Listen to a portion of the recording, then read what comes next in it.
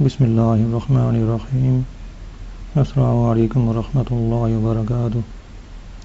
درس بخاری کا سلسلہ جاری و ساری ہے۔ آج شروع کریں گے، باب ہے وضو اور غسل میں دائیں طرف سے شروع کرنا۔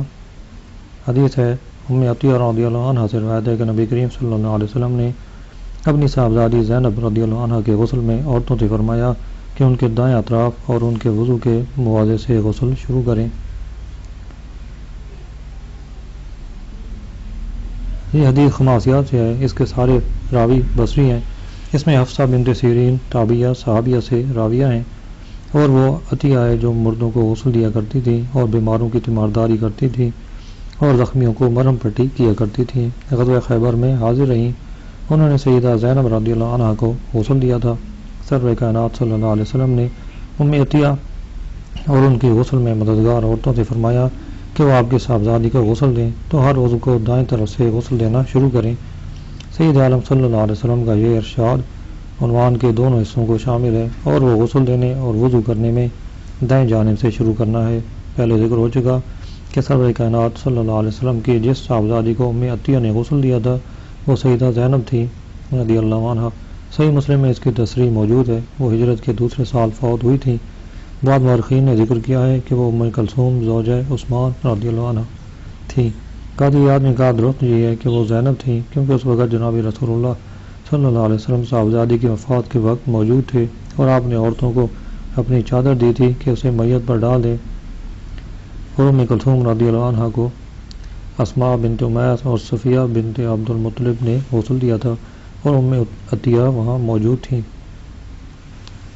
میت کو غسل دینے کا طریقہ: میت کو استنجا کرانے کے بعد وضو کرایا جائے، کیونکہ میت کو غسل دینے سے پہلے وضو کرانا مستحب ہے، لیکن وضو کراتے وقت ناک اور منہ میں پانی ڈالنے سے اجتناب کیا جائے، کیونکہ ان سے پانی نکالنا مشکل ہے، اور وضو کراتے وقت پہلے دانے اعضاء سے ابتدا کی جائے۔ ابو قلابہ نے کہا غسل میں پہلے سر کو دھویا جائے، پھر داڑھی کو، پھر دائیں اعضاء کو غسل دیا جائے۔ اس حدیث سے معلوم ہوتا ہے کہ دائیں ہاتھ کو بائیں پر فضیلت حاصل ہے، اس لیے جنتیوں کے دائیں ہاتھوں میں نام اعمال دیے جائیں گے۔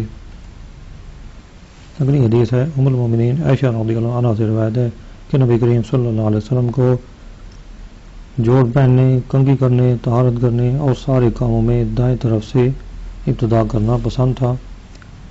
حدیث کی تشریح: سید عالم صلی اللہ علیہ وسلم کا ارشاد فی شانہ کلہ اپنے عموم کے اعتبار سے وضو، غسل، تغسیل وغیرہ سب کو شامل ہے کہ انہیں دائیں طرف سے شروع کیا جائے۔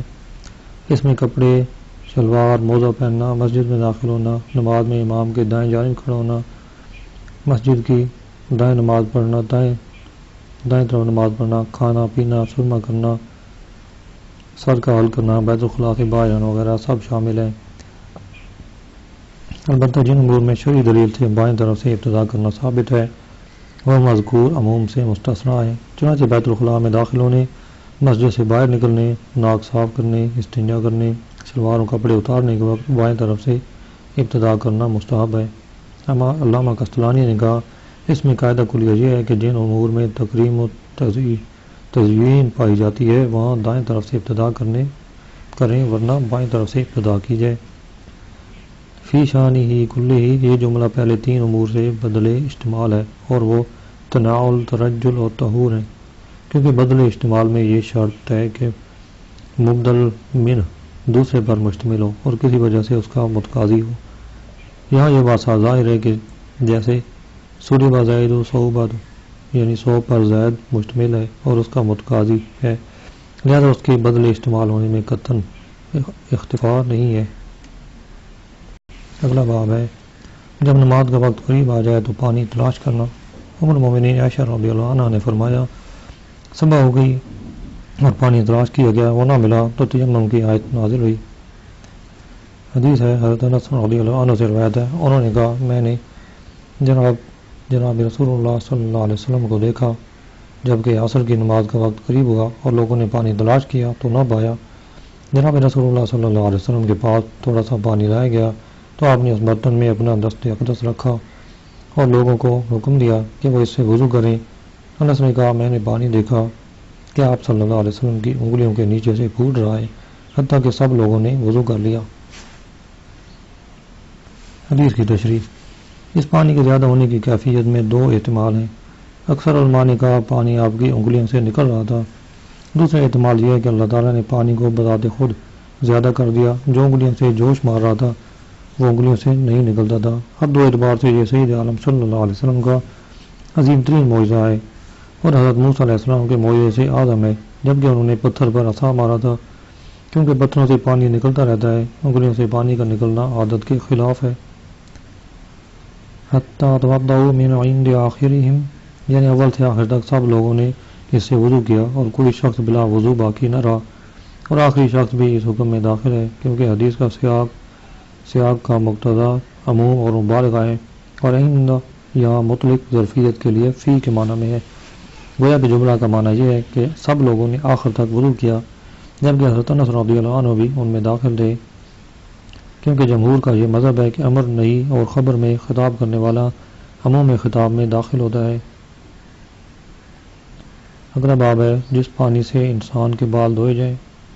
عطا رضی اللہ عنہ انسان کے بالوں سے خیوط اور رسیاں بنانے میں حرج نہ دیکھتے تھے، کتوں کا جھوٹا اور ان کا مسجد سے گزرنا۔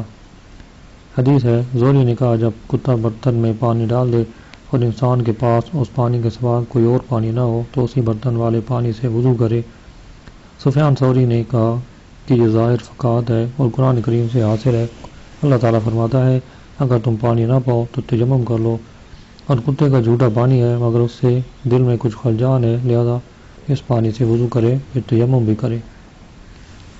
حدیث کی تشریح ابن بطال نے کہا اس ترجمہ سے امام بخاری کا مقصد امام شافعی کے اس قول کا رد ہے کہ انسان کے بال جب جسم سے علیحدہ ہو جائیں تو پلید ہو جاتے ہیں، اور جب پانی میں واقع ہو جائیں تو اس کو پلید کر دیتے ہیں۔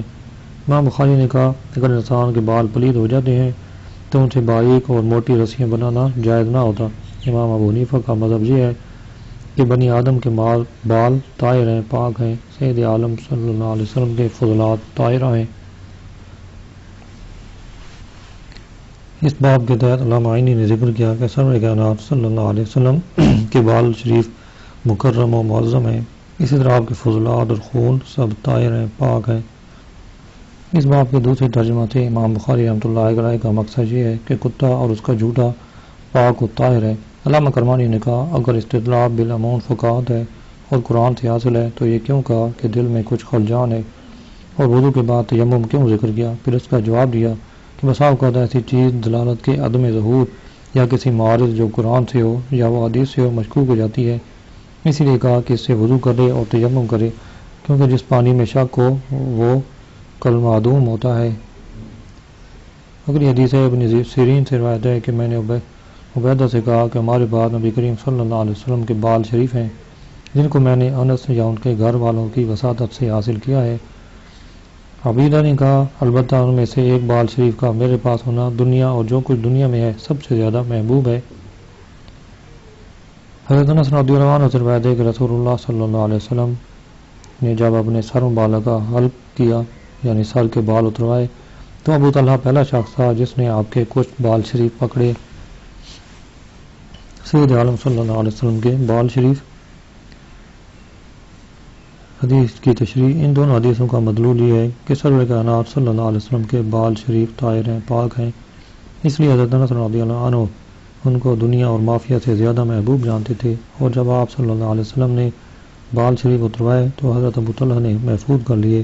سید عالم صلی اللہ علیہ وسلم کے بالوں کی یہ خصوصیت نہیں بلکہ ایک عام تکلیفیہ میں آپ کا حکم جملہ مکلفین کے حکم جیسا ہے، بشرط کہ کوئی اور مخصص نہ ہو۔ بعض روایات میں ہے کہ سید عالم صلی اللہ علیہ وسلم نے جب بال شریف اتروائے تو انہیں صحابہ میں تقسیم کرنے کا حکم فرمایا تھا، چنانچہ بعض صحابہ کرام نے آپ کے بال شریف اپنی ٹوپیوں میں رکھے ہوئے تھے۔ مذکور حدیث کی مطابقت باب سے اس طرح ہے کہ ابو طلحہ نے آپ صلی اللہ علیہ وسلم کے بال شریف لیے اور رسول اللہ صلی اللہ علیہ وسلم نے اس کی تقریر و توثیق فرمائی، لہذا جس پانی سے یہ بال شریف دھوئے جائیں گے وہ بھی پاک ہوگا، یہی بخاری کا مقصد ہے۔ اگلا باب ہے جب کتا تمہارے کسی برتن میں سے پانی پی لے تو اسے 7 بار دھوئے۔ حدیث ہے حضرت ابو ہریرہ رضی اللہ عنہ نے کہا کہ جناب رسول اللہ صلی اللہ علیہ وسلم نے فرمایا جب کتا تمہارے برتن میں سے پانی پی لے تو اسے 7 بار دھوئے۔ حدیث کی تشریح امام شافعی رحمۃ اللہ علیہ کہتے ہیں کتا پلید ہے، یہ حدیث ان کے مذہب کی تائید کرتی ہے، کیونکہ طہارت حدث یہاں نجس سے ہوتی ہے، یہاں حدث مفقود ہے، لہذا نجس کا تعین ہو گیا، یہی مطلوب ہے۔ علامہ خطابی رحمۃ اللہ علیہ نے کہا کہ جب یہ ثابت ہوا کہ کتے کی زبان پر جو پانی کو پہنچتی ہے اس سے پانی پلید ہو جاتا ہے، لہذا کتے کی زبان پلید ہے، تو اسے معلوم ہوا کہ کتے کے تمام اعضاء پلید ہیں۔ اس کے بدن سے جو عضو برتن کو مس کر جائے، برتن کی تطہیر ضروری ہو جاتی ہے، یعنی پاک کرنا ضروری ہو جاتا ہے۔ اس سے ثابت ہوا کہ کتے کی بیع حرام ہے، کتے کی خرید و فروخت حرام ہے، کیونکہ اس کے نجس ہے، اس کی ذات نجس ہے، لہذا دیگر نجاسات کی طرح اس کی بیع بھی حرام ہے، اس کی خرید و فروخت کرنا حرام ہے۔ احناف کے مذہب میں کتے کی بیع جائز ہے، کیونکہ حفاظت اور شکار میں اس سے انتفاع کیا جاتا ہے، یعنی اس سے فائدہ لیا جاتا ہے۔ چنانچہ اللہ تعالیٰ فرماتا ہے کہ جن کتوں کو تم نے شکار کرنا سکھایا ہے اور وہ یہ سیکھ چکے ہوں، اس آیت سے معلوم ہوتا ہے کہ کتوں سے انتفاع کیا جاتا ہے، یعنی فائدہ لیا جاتا ہے، لہذا ان کی خرید و فروخت جائز ہے۔ اگر یہ سوال پوچھا جائے کہ جناب رسول اللہ صلی اللہ علیہ وسلم نے کتے کی قیمت، فاحشہ کی اجرت اور قائن کی موق سے منع فرمایا ہے، تو اس کا جواب یہ ہے کہ یہ ابتداء اسلام میں تھا، جبکہ سید عالم صلی اللہ علیہ وسلم نے کتوں کو قتل کرنے کا حکم دیا تھا۔ اس زمانے میں کتوں سے انتفاع حرام تھا، یعنی ان سے فائدہ لینا حرام تھا۔ اس کے بعد ان سے فائدہ لینے کی اجازت دے دی۔ امام طحاوی رحمۃ اللہ علیہ نے ابن عمر رضی اللہ عنہ سے روایت کی کہ انہوں نے ایک شکاری کتے کے متعلق فیصلہ دیا جسے کسی شخص نے قتل کر دیا تھا کہ وہ 40 درہم کتے کے مالک کو ادا کرے۔ نیز انہوں نے عطا سے روایت کی کہ کتے کی ثمن میں حرج نہیں۔ یہی عطائیں جنہوں نے نبی کریم صلی اللہ علیہ وسلم سے روایت کی ہے کہ کتے کی قیمت حرام ہے۔ نیز امام زہری نے کہا کہ اگر معلم کتے کو کوئی قتل کر دے تو قاتل اس کی قیمت مالک کو ادا کرے، حالانکہ انہوں نے ابو بکر بن عبد الرحمن سے روایت کی کہ کتے کی قیمت حرام ہے۔ یہ حضرات ہیں جنہوں نے اپنی روایت کے خلاف فتویٰ دیا۔ معلوم ہوا کہ ان کے نزدیک یہ روایت منسوخ ہے۔ امام مالک رحمۃ اللہ علیہ نے کہا شکاری یا حفاظت کرنے والے کتے کی بیع کرنا، خرید و فروخت کرنا جائز ہے۔ حضرت عثمان غنی رضی اللہ عنہ نے میئر میں شکاری کتا جائز فرمایا اور اس کے قاتل پر 20 اونٹ سزا مقرر کی، جیسا کہ ابو عمر نے تمہید میں ذکر کیا ہے۔ اس حدیث سے شافعیہ نے اس برتن کی تطہیر پر استدلال کیا ہے جس میں سے کتا پانی پی گیا ہو، اسے 7 بار دھویا جائے۔ بعض روایات میں ہے کہ پہلی بار مٹی سے صاف کیا جائے اور بعض روایات میں ہے کہ آخر میں مٹی سے صاف کیا جائے۔ احناف کا مذہب ہے کہ جس برتن سے کتا ولوغ کر جائے اسے 7 بار دھونا ضروری نہیں، صرف 3 بار دھونے سے برتن پاک ہو جاتا ہے، اور 7 بار دھونے کی روایت ابو ہریرہ رضی اللہ عنہ سے منقول ہے، حالانکہ وہی کہتے ہیں کہ 3 بار دھونے سے پانی پاک ہو جاتا ہے، برتن پاک ہو جاتا ہے، اور 7 بار دھونے کی روایت منسوخ ہے، کیونکہ 7 بار دھونے کی روایت ابو ہریرہ رضی اللہ عنہ سے منقول ہے، حالانکہ وہی کہتے ہیں کہ 3 بار دھونے سے برتن پاک ہو جاتا ہے۔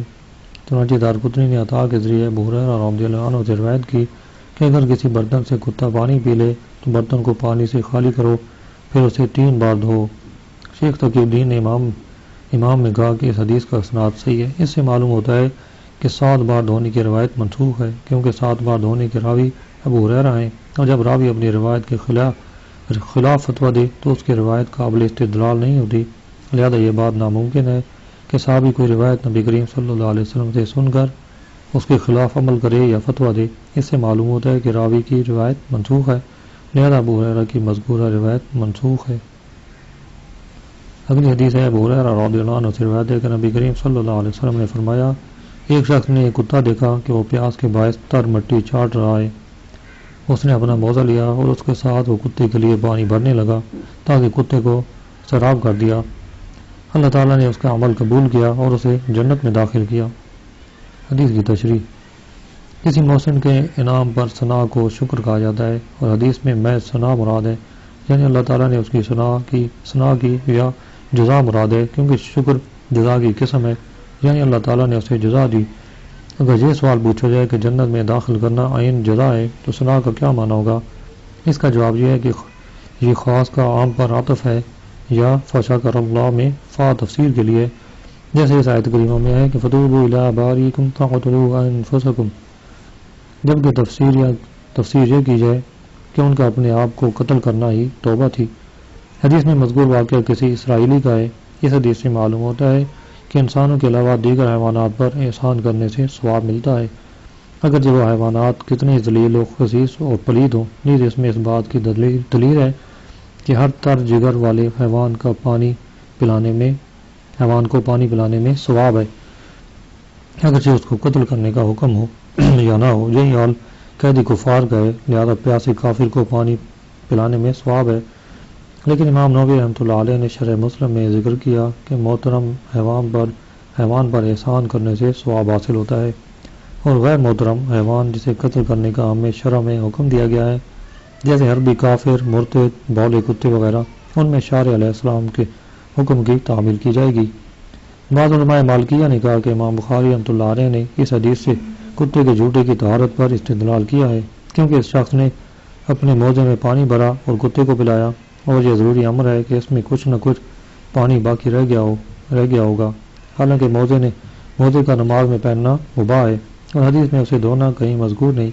لیکن یہ استدلال صحیح نہیں، کیونکہ یہ ثابت نہیں کہ یہ واقعہ نبی کریم صلی اللہ علیہ وسلم کی بعثت کے زمانے میں درپیش آیا، غالباً بعثت سے پہلے کا یہ واقعہ ہے، یا اگر بعثت کے زمانے میں بھی ہو تو کتے کے جھوٹے کے حکم کا ثبوت سے پہلے کا واقعہ ہوگا، یا اس شخص نے اس کے بعد وہ موزہ نہ پہنا ہوگا یا اسے دھو لیا ہوگا۔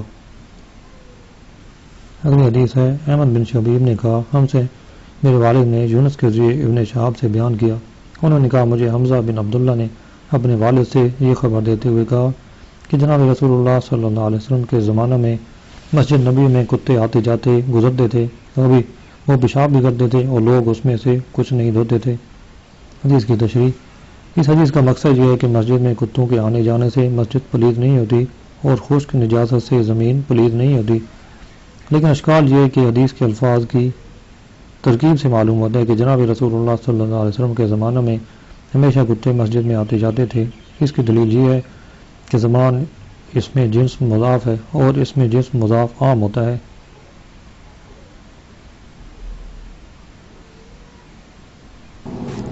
احناف کا مذہب یہ ہے کہ زمین پر جب نجاست پڑ جائے اور سورج کی دھوپ سے یا ہوا سے خشک ہو جائے اور اس کا اثر جاتا رہے تو وہ زمین پاک ہے اور اس پر نماز پڑھ سکتے ہیں، اور یہ حدیث اس کی دلیل ہے۔ چنانچہ ابو داؤد نے یہی حدیث باب کے اس عنوان میں ذکر کی ہے کہ جب زمین خشک ہو جائے تو وہ پاک ہو جاتی ہے۔ اس حدیث کے ان الفاظ کہ کتوں کے مسجد میں سے گزرنے سے وہ کچھ صاف نہیں کرتے تھے، اس سے معلوم ہوتا ہے کہ عدم رش زمین کے خشک ہو جانے اور پاک ہونے پر دلالت کرتا ہے۔